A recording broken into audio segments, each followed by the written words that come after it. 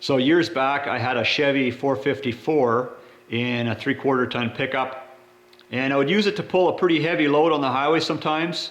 And then one weekend I had a chance to borrow a truck like this. It was a Dodge Ram 3500 with the Cummins turbo diesel. I think it was a 1996, the one I borrowed.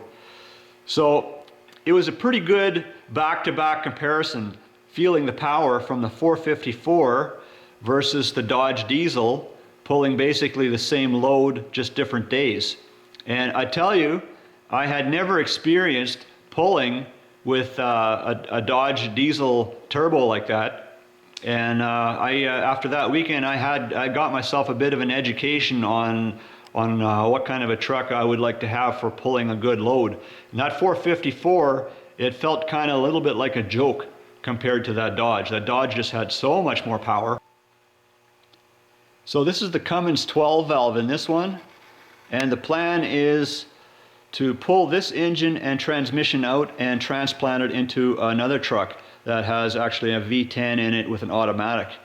This truck has the 5-speed standard, which is actually what I was looking for. So this is the NV 4500 5-speed transmission. And so yeah, the Cummins turbo diesel with this 5-speed, I think that's going to make a nice swap into this Dodge V10 that I'm going to show you guys yet. So this engine runs really nice, and I couldn't detect any blow-by on it, but I want to do another test on it yet, and I'll show you guys in video, so you guys can help me analyze the blow-by. But it's a little tricky to tell because you got all the wind from the fan here. So I want to do a thing where like I can stop that fan from turning because it's on that thermostat clutch, and then do a better analysis on that blow-by. But I think it's pretty good. Runs really nice. So these engines, they had a bit of an issue with the killer dowel pin. If you guys know about Dodges, you'll know what I'm talking about. There's a little lineup pin for that timing cover. When they assemble it, it just helps to slide it in place and line it up nice.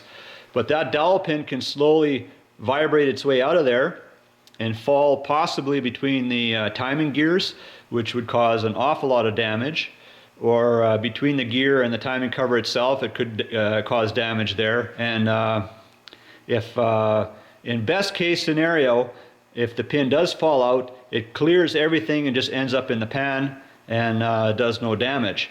So either this pin is still in place or the upgrade has already been done. Whatever, it needs to be taken apart and investigated because that upgrade needs to be done. Another thing on these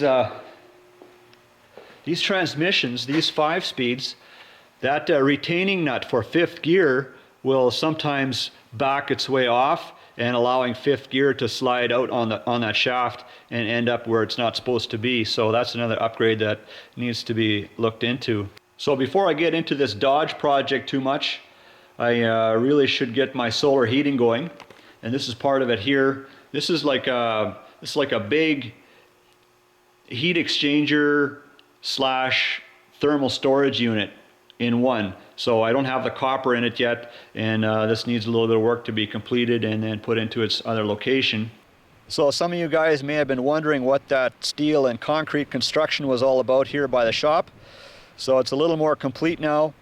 So it holds 5 solar thermal collectors for heating, and they look like this here when they're completed. So I've got some more work to do here yet. So sometimes right in the beginning of November we get like a big snowstorm, and then it's cold and winter is here to stay till spring. So I got a little bit of time yet. I really am motivated to kind of get the outdoor work done now before it gets cold.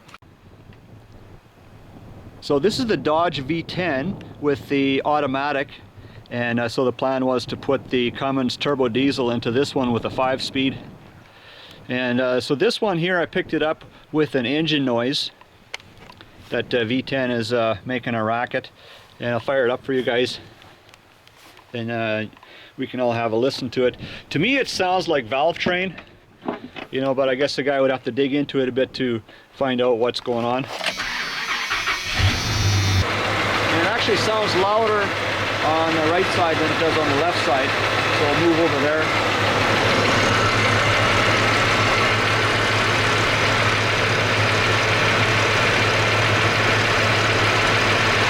So the mystery could probably be found by pulling this valve cover off. Have a look at those rockers.